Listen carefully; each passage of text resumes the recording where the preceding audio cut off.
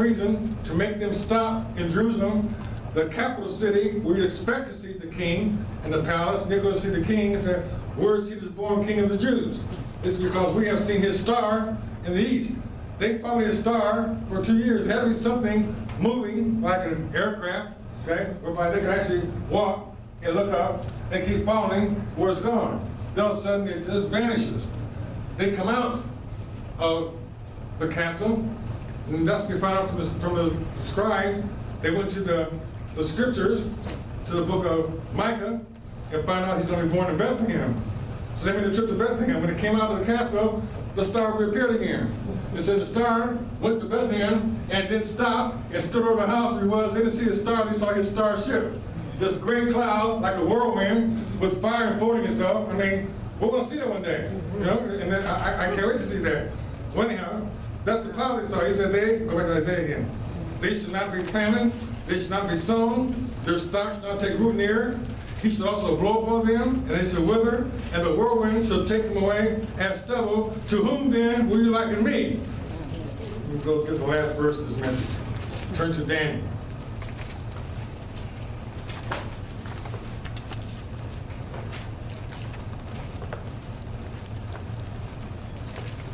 Nebuchadnezzar builds this great image in the desert, this image of gold, right?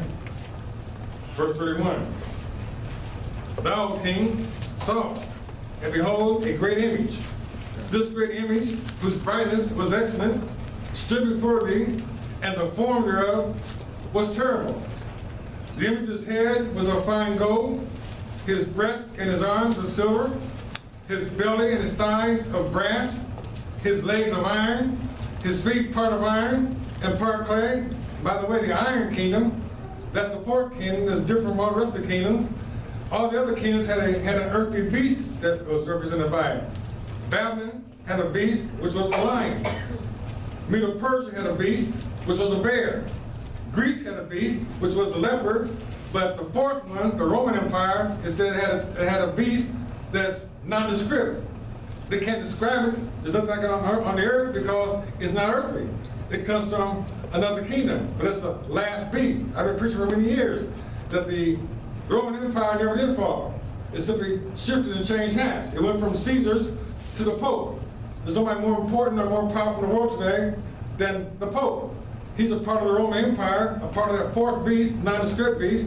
Anyhow, it's coming to an end. But there's iron and clay, and in the last days, there's going to be a 10-nation confederacy formed, part iron and part clay, called the 10 Toes. The iron is Rome, and the clay are men, and because they have different agendas, the iron eventually going to break the clay apart. They won't cleave together, but the rest is here. His legs of iron, his feet part of iron and part of clay. Thou sawest till the stone was cut out without hands. Now picture that. Picture yourself in front of a mountain, and all of a sudden, in this mountain, you see a stone being cut out of the mountain. But you don't see any hands doing it.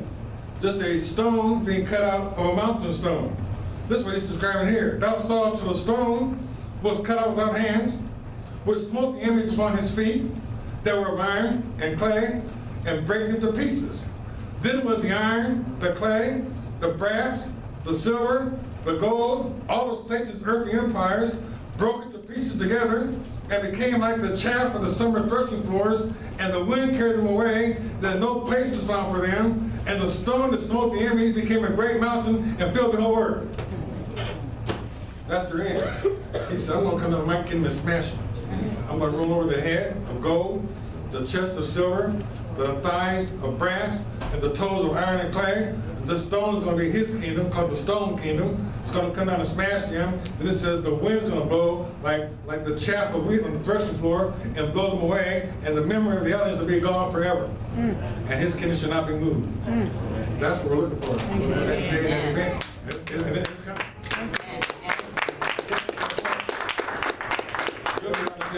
Yeah. That's the best part. Yeah.